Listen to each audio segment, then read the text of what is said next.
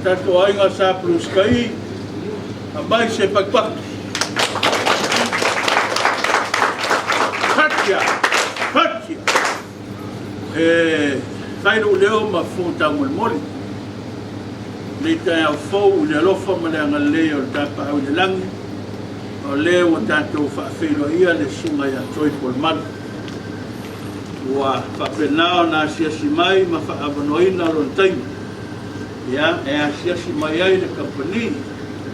tu sai fo io se tato foai ya a se sao fo il company ya e pe na ia tau fai nga toi Polamalu Fiatora ya Mission Foundation ya o le fa Samoan initiative ya tau sunga toi Polamalu ia te au le ngam whaftai, ia, ma le ngam whalalu. O te tuina atu ai le nefua, mo le Samoan Initiative and your foundation, mo le ngā ruenga le nei mo whai on whatino ina mo alo whanau a me Samoa. Ia, e ala mai le tau tua lau sunga, ia, e meise fwoi os tomai, ia, mo e le sifuru afe lea, e so soani ai, ia lawa si tu mo so se ala,